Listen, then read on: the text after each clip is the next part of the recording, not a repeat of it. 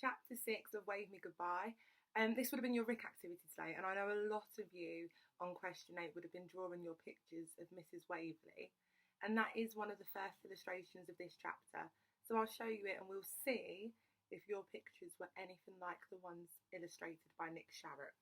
So, here is the picture of Mrs. Waverley and her house. And once you're sitting comfortably, I'll begin. "Come on now, keep together," said Mr. Bentley. "Quick march, left, right, left, right, left, right." We stared at each other. Was he serious? "We're not an army," Kevin muttered. "I heard that," Mr. Bentley said sharply. "Any more and I'll pick you up by those remarkable ears and give you a good shaking, young man." Kevin mouthed a whole series of bad words the moment Mr. Bentley's back was turned, but took care not to say them out loud. He did an approximation of marching, and the others copied, except for the spotty girl, Kathleen. She swayed her hips, tossing her hair and walking her own way. She looked quite pretty from behind. It was such a shame about her spots. I hoped they wouldn't start sprouting from my own face when I was older. Vera did her best to sway her hips too, but she looked ridiculous. A total waggle bottom. Kevin nudged little Archie, and they stuck their own scrawny bottoms out and wiggled them around, snorting with laughter at their silly antics. They even raised a smile from Renee. Mrs. Henshaw tutted disapprovingly and pointed warningly at Mr. Bentley at the front, but it was clear that she was on our side. She carried Renee's suitcase because she was so little, but I was left struggling with mine. It pulled on my arms terribly and made the palms of my hands sore. I was sure I was getting blisters. I couldn't march. I could barely walk. I thought of the way Jessica had helped me with it bravely, doing much more than her fair share. She'd be at the White House by now. Was she missing me the way I was missing her? Or was she already chatting to one of the other girls, doing her best to find a new friend? Not ghastly Goofy or Munchkin, but one of the quieter ones. Maybe when they unpacked they'd compare books and promised to do a swap. Maybe this other girl liked ballet shoes too, and they were having a wonderful discussion about their favourite fossil sister, Pauline or Petrova or Posy. I tried to distract myself by imagining the 3 fossils struggling along beside me, evacuated too. Pauline would complain that Nana had sent her in her velvet audition frock, and now it was so tight under the arms she was scared the seams might tear. Petrova would linger by the little village we were passing in real life, and hope to make friends with one of the mechanics there. Posy would be fussing about her dancing, wondering who would teach her ballet now, and whether they could possibly be good enough. I became a little too distracted by my imaginary book friends and didn't look where I was going. One of the paving stones was loose. I tripped over the raised edge and was so lopsided with my heavy suitcase that I couldn't recover my footing. I fell flat on my face. "Whoops-a-daisy," said Mrs. Henshaw. I lay there, stunned, unable to move. "She's dropped down dead," Archie shouted. "Dear Lord, now what? Who's horsing around?" Mr. Bentley demanded. "The little girl's simply fallen over. I'm sure she's all right," said Mrs. Henshaw. But she sounded scared. I heard a rustle as she squatted down beside me. "Shirley, is it? Are you all right, dear?" she asked, giving me a tentative shake. I didn't want to open my eyes because I felt so foolish. I wanted to stay laying there, throbbing, until they eventually got fed up and wandered off, as the fossil sisters seemed to have done. "Shirley, Sally, whatever your name is, come on, sit up," Mr. Bentley commanded. "I need to see if you've really hurt yourself." "I'm all right," I mumbled, horrified by all the fuss. I sat up to prove it. I was heartbroken to see that I'd scuffed the toes of my beautiful red patent shoes. I barely noticed that I'd scuffed my knees too, and both were bleeding. Oh dear," said Mrs. Henshaw, wincing, dabbing at them with her lace hanky. Her face was very close to mine, I could even see the little smudge of dark red lipstick on her front tooth. Her fancy hat was now a little skew-whiff, at an unsuitably jaunty angle. I felt uncomfortable being so near her and tried to wiggle away. That's it. Check all your limbs, though. I'm pretty certain you haven't broken anything. What made you fall over? Did you suddenly feel dizzy? Or did you trip over something? She asked. No, I just fell, I mumbled, but I couldn't stop myself from glancing at my case. Mrs. Henshaw took hold of my suitcase handle and tried to lift it. Oh my goodness! Well, it's perfectly obvious why you fell over, Shirley. This is much too heavy for a little girl. Didn't your mother get the correct list? Mr. Bentley demanded, opening my case without so much as a by your leave. The silly woman's packed everything but the kitchen sink. And what on earth are all these books? I felt as if I would scream if anyone else questioned me about my books. I saw all my favourite fictional friends, human and animal, wincing at his voice. I'll take them with me. We'll start a little library for everyone, said Mr. Bentley. Oh, I said. Oh no, you mustn't do that. I beg your pardon, he said. Don't you use that tone with me, young lady. I think it's just the shock, said Mrs. Henshaw, quickly patting my back. Mr. Bentley snorted and started gathering up my books, looking at them rather disapprovingly. Can't see any of the boys wanting to borrow these, but I suppose the girls will like some of the stories, he muttered. I couldn't bear the sight of his hands holding them. Hair grew right down to his knuckles, as if he were a gorilla inside a big grey suit. I thought of all those other hands grasping my books, opening them clumsily, breaking the spines, turning down the corners of the pages. I thought of Marilyn Henderson scribbling all over my favourite drawings of Pauline, Petrova and Posy, and printing, "This is stupid rubbish," in the margins. I'm very sorry, Mr. Bentley. Please don't be cross, but I simply have to keep all these books myself, I said. He had all my precious books gathered in his arms now. He shook his head at me. Well, you're a very selfish little girl, aren't you? He said. It will do you good to learn how to share.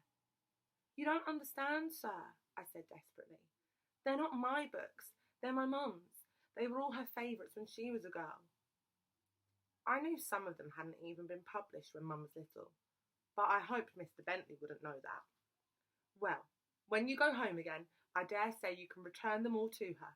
I'm sure she'd like to share her childhood favourites with the rest of the school, said Mr. Bentley pointedly. He must be mad to think that Mum would want to lend so much as a torn comic to any of the children at Paradise Road Juniors. I thought hard, my brain whirling at top speed like a little top. I know, but Mum's not here now. She died. We've only just had the funeral. I felt so wicked saying it, as if I were tempting fate. Perhaps Mum really would die now. I felt the tears welling in my eyes at the thought. Oh, you poor little pet, said Mrs. Henshaw, putting her arms around me. And Dad's away in the army on this special secret mission to do with the coming war, and I'll have to go and live with my auntie when I'm back, and these books are the only things of my mum she's letting me keep, and I need them so. I wept, almost believing it.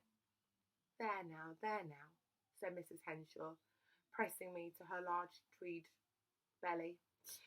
Of course, you can keep all your mother's precious books.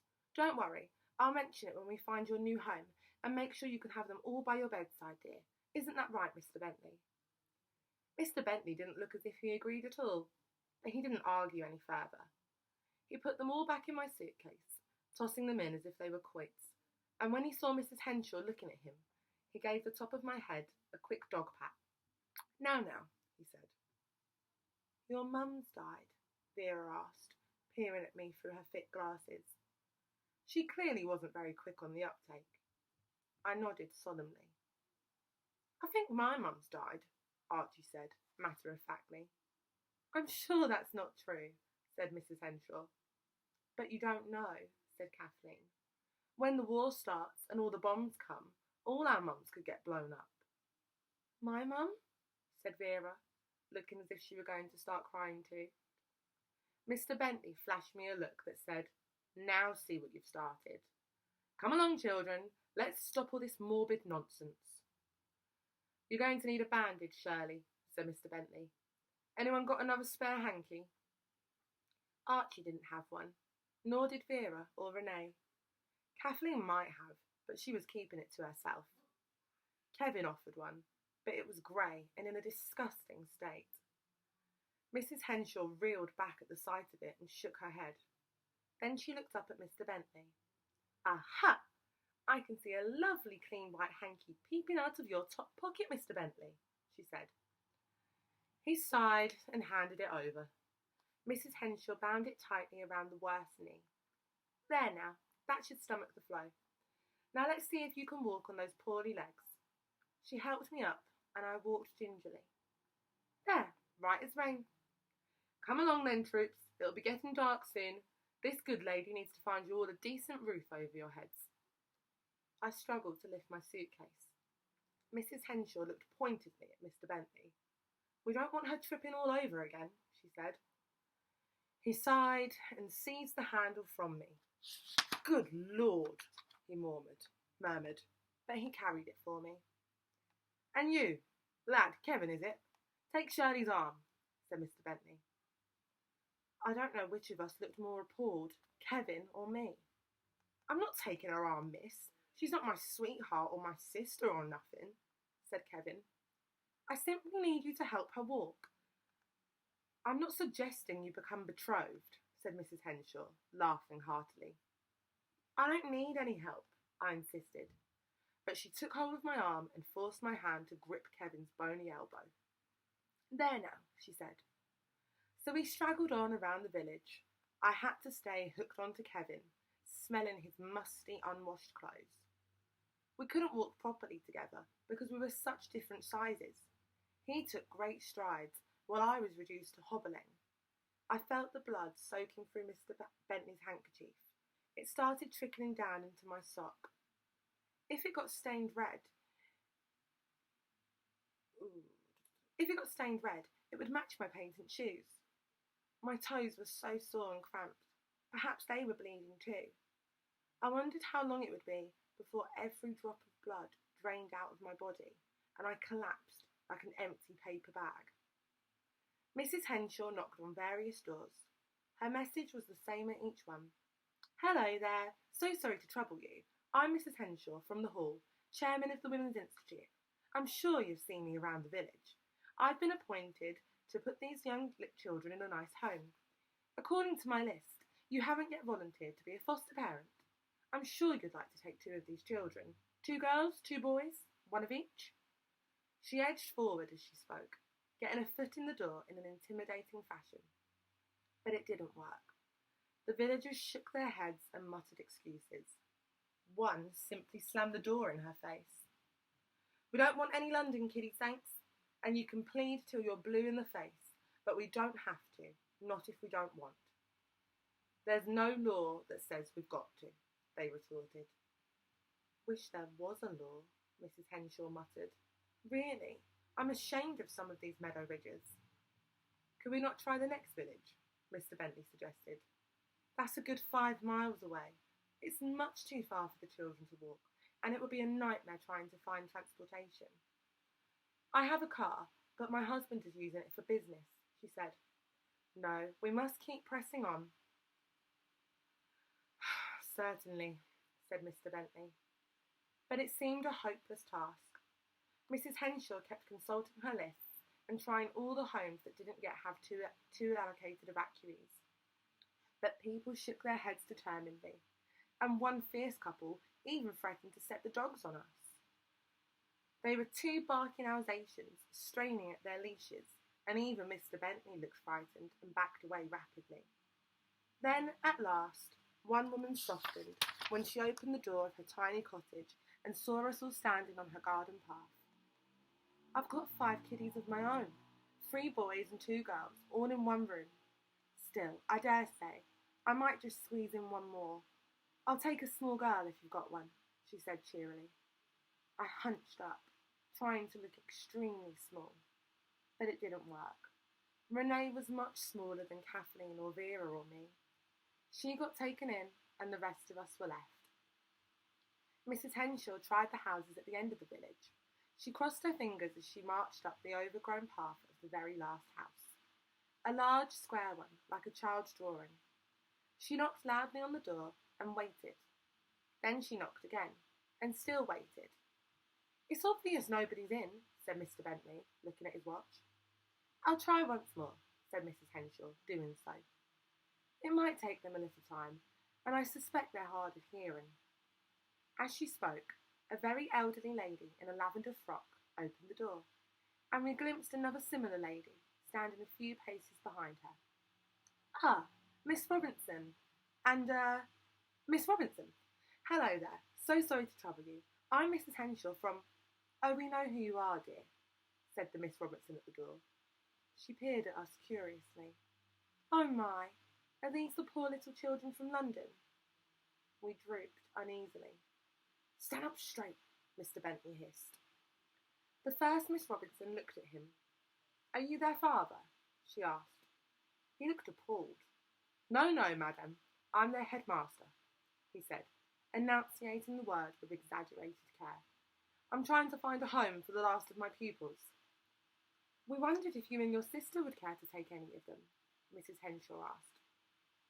Miss Robinson blinked in surprise. "Oh, goodness me, we couldn't possibly. We're far too old to look after little children. We can barely manage to look after ourselves nowadays. Besides, we're maiden ladies. We have no experience." "Perhaps the two boys might be a help to you.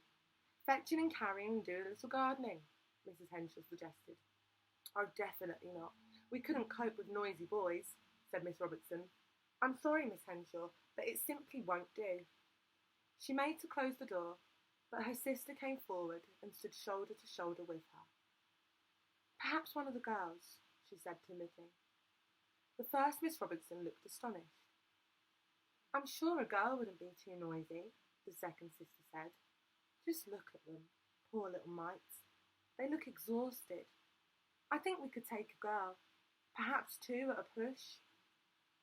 "Well, if you really think so," said the first Miss Robinson, "I suppose we could train them up a little." Kathleen, Vera and I looked at them hopefully.